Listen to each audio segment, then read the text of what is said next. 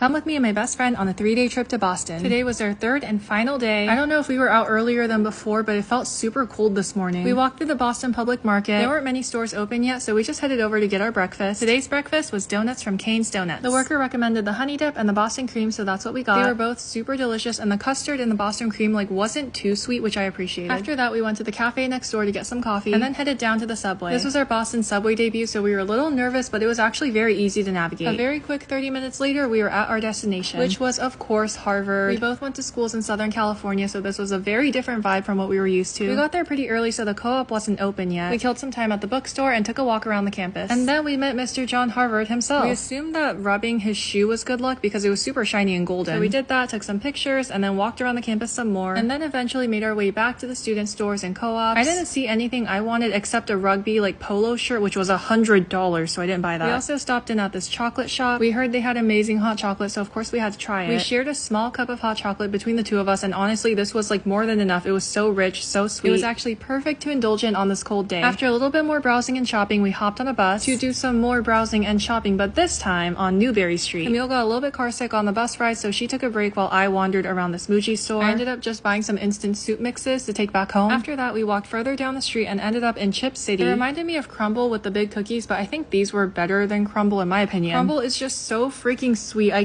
can't. After that, we got a lobster roll at Lobster on a Roll. It was like if Honolulu had a lobster roll restaurant. They had shaved ice on the menu for dessert. After that, we headed to the mall that was 2 streets down, did a little window shopping, and then headed to the Boston Public Library. This library was super cool because half of it is pretty modern, pretty normal looking, and then the other half looks like this. Just the most grand, most beautiful library I've ever seen. Room after room, it was just beautiful architecture and paintings and archways. It was like being at a museum. Most of the paintings also had explanations as to what they were depicting and stuff, so in that way it really was a museum. I will say I was starting to overheat in here because I still had all my layers on indoors. After this, we headed to Long Wharf to start our dinner. We were starting our dinner early because we had quite a few plans for dinner. First stop in this dinner is Provisions. Reason being, they have $1 oysters from 3 to 5. They only had one kind of oyster, one specific oyster that was $1. Honestly, we were fine with that. We had 15 of them each and then headed to our next stop. Course number 2 in our dinner plans was clam chowder. We heard that this restaurant has amazing clam chowder, so we stopped in here. This is Boston Sail Loft, which is also in the Long Wharf area. I have to say the clam chowder here was very delicious. We were scraping the bowl at the end. Our third and final course was fish and chips. Our waiter at Sail Loft actually recommended this place to us. This is Mr. Dooley's, a little bit further into the downtown area. These fish and chips were absolutely massive and the perfect way to end our dinner. And then we got ice cream at Seaport. I don't know why, but we did. We wrapped up, headed back to the hotel, got 4 hours of sleep, and we're on our way to the airport. Our flight was a 7 a.m. departure, and thankfully this was a non-stop flight. We were back in LA around 11 a.m. and I have to say this was such a fun